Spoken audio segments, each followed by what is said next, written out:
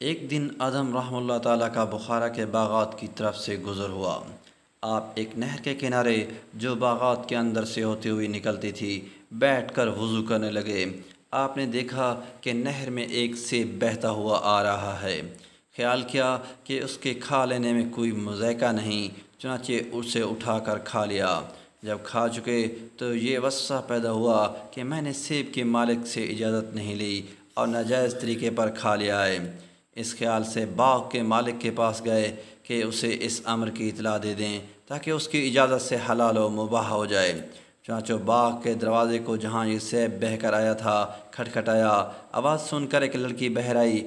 آپ نے اس سے کہا کہ باغ کے مالک سے ملنا چاہتا ہوں، اسے بھیج دو۔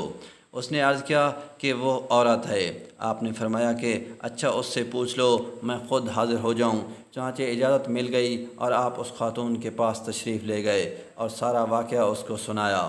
خاتون نے جواب دیا کہ نصف باغ تو میرا ہے اور نصف سلطان کا ہے اور وہ یہاں نہیں ہیں۔ وہ بلخ تشریف لے گئے ہیں جو بخارا سے 10 دن کی مسافت پر ہے۔ اس نے اپنے سیب کا نصف حصہ تو آپ کو معاف کر دیا، اب باقی رہا دوسرا نصف حصہ، اسے معاف کرانے آپ بلخ تشریف لے گئے۔ جب وہاں پہنچے تو بادشاہ کی سواری جلوس کے ساتھ جا رہی تھی۔ اس حالت میں آپ نے سارے واقعے کی بادشاہ کو خبر دی اور نصف سیب کی معافی کے طالب ہوئے۔ بادشاہ نے فرمایا اس وقت تو میں کچھ نہیں کہتا، کل میرے پاس تشریف لے آئیے۔ بادشاہ کی حسینہ و جمیلہ لڑکی تھی اور بہت سے شہزادوں کے شادی کے پیغام اس کے لیے آ چکے تھے، لیکن اس شہزادی کا باپ یعنی بادشاہ انکار کر چکا تھا، کیونکہ لڑکی عبادت گزار اور نیک کاروں کو بہت دوست رکھتی تھی۔ اس لیے اس کی یہ خواہش تھی کہ دنیا کے کسی پرہیزگار سے اس کا نکاح ہو۔ جب بادشاہ محل میں واپس آیا تو اپنی لڑکی سے ادم کا سارا واقعہ بیان کیا اور کہا کہ میں نے ایسا پرہیزگار شخص نہیں دیکھا کہ صرف نصف سیب حلال کرانے کے لیے بخارا سے آیا ہو۔ جب لڑکی نے ادم کی یہ کیفیت سنی تو نکاح منظور کر لیا۔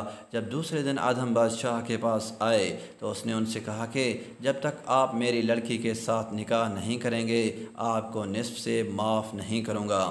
ادم نے کمال انکار کے بعد چاروں ناچار نکاح کرنا منظور کر لیا۔